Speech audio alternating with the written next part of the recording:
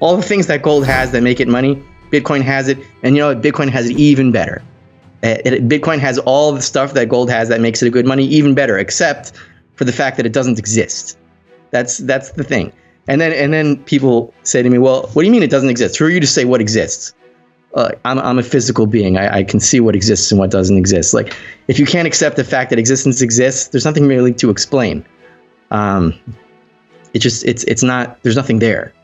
It's you're chasing somebody else's fantasy. And that's all. So, like, what's a dollar? Why does a dollar exist? Because the dollar is the other side of the Fed's balance sheet, and the Fed has gold and debt. And the debt has value as long as it can be paid in the dollars that are still backed by the debt and the gold. It makes it a circle that goes in on itself, yeah, and eventually it will fly apart, yes. But for now, it has value because the debt has value because it can be paid in dollars that are backed. But again, it goes in a circle. Like, but Bitcoin doesn't exist, and nobody can convince me that it does. So if it doesn't exist, it's nothing.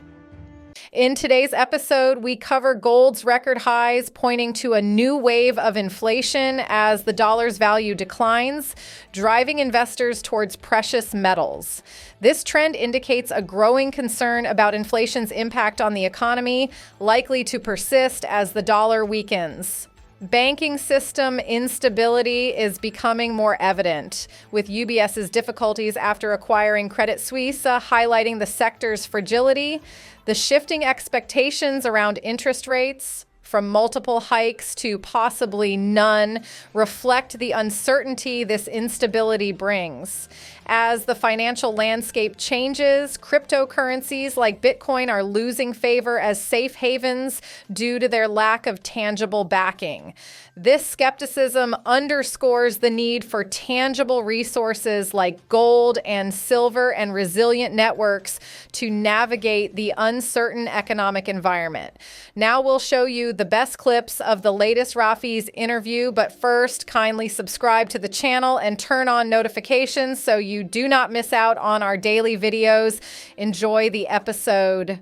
That in the 1970s bull market, let's say 1971 to 1980, silver did pretty much nothing in gold terms, at least, from 1974 to 1979. Didn't do anything. It stayed in a trading range with gold at about 35 to 40 per ounce, 40 to 1 ratio. And then all of a sudden, in 1979, it just went all the way down to 15 very quickly.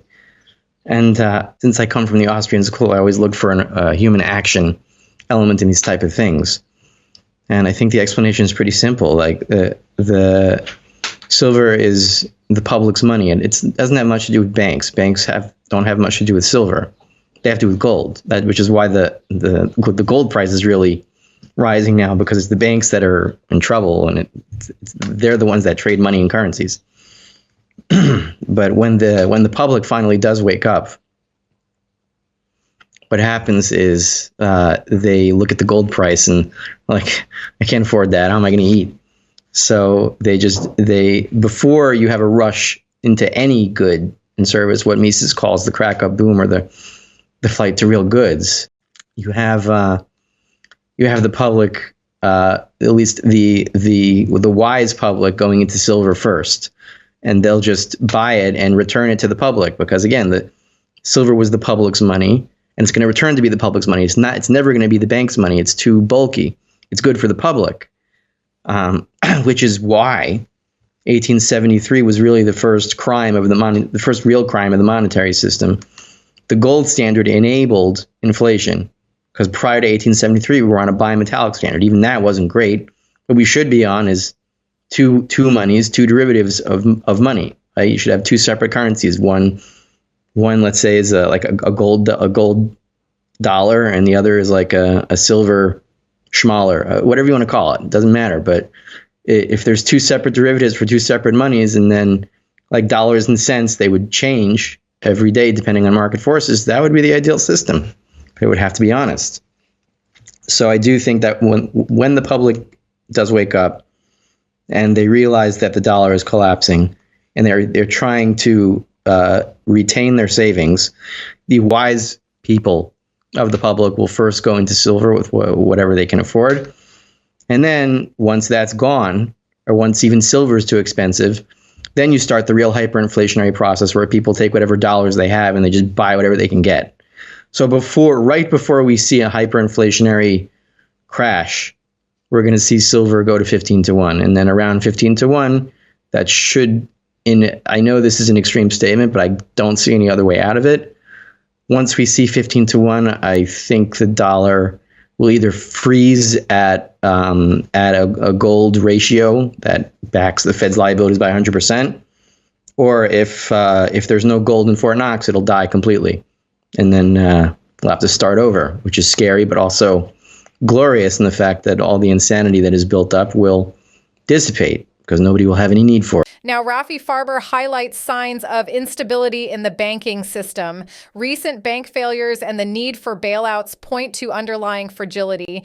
UBS's struggles after acquiring Credit Suisse underscore this instability, raising questions about the sector's resilience and the likelihood of further bailouts as financial uncertainty grows.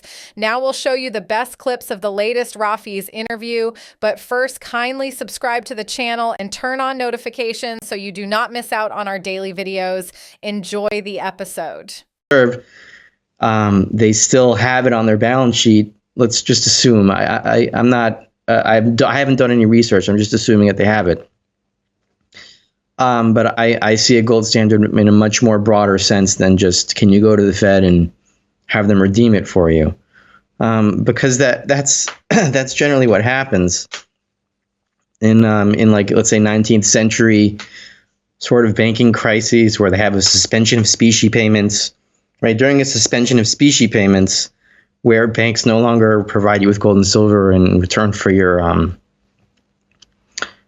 derivatives, for your receipts, for your dollars, or whatever it is, then it's not like they plummet to zero once there's a suspension of specie payments, and you can't say, oh, it's no longer backed by gold. Well, it's not backed by gold at that ratio. So if banks are suspending specie payments in the 19th century, what would you do? You would go to a coin shop or somebody who has gold and say, look, how many dollars do you want for this? The bank's going rate is whatever, $30 or $21, but they're closed right now because there's a bank holiday. So how many dollars will you take for an ounce? And they'll say, well, what, 25, 26, whatever. So it's still there. It's just not being paid by the banks. This is just that same thing, but in a more centralized system. So once nobody trades any amount of dollars for any amount of gold, what happens is the gold retailers become banks. The banks become bankrupt. Everything flips on its head, and we start anew. Bail-ins, are they going to do bailouts? The truth is, it doesn't matter, because either way, it ends up the same thing. Your dollar will be worthless. If they do bail-ins, it's technically more honest. Right, if they just like take your money and then like purge it out of the system, or they could print more money and try to reinflate the system. Either way, you end up with nothing. So don't worry about the method by which they're going to do it. It's all theft in the end, right? There's three ways for government to raise money. There's direct taxation, which is theft, and you could argue that a certain amount of theft is necessary, or if you're a minarchist, you could say that. And the other thing they could do is borrow, and since they borrow generally for war or stupid regulations that cripple production rather than help it, then that money is going to be paid out of more taxes. Or the third way is inflation, but it's all stealing. So they're going to steal until you've got nothing. So take what you have and put it in a place where they can't find it. That's the safest way to go. And it includes if you have retirement accounts, IRAs, 401ks, whatever these numbers and letters are, they're going to take it all, either through the value of the dollar or just through confiscation. Well, we saw that Biden wants to put a 44% capital gains tax now. So what they could do is an IRA, well, a special government emergency, anyone who holds gold in an IRA. I'm not saying they're going to do this, but it's possible. Anyone who holds gold or silver in an IRA, there's a special windfall tax of 90%, and it goes to the government. No one's going to stop them. So I can see that happening too. So you really got to hide it. Post in the comments section your price prediction for gold and Bitcoin for the end of 2024. And if you think holding Bitcoin is smarter than stacking gold and silver, thanks for your support and watch this video right here because you'll love it. I see you on the other side.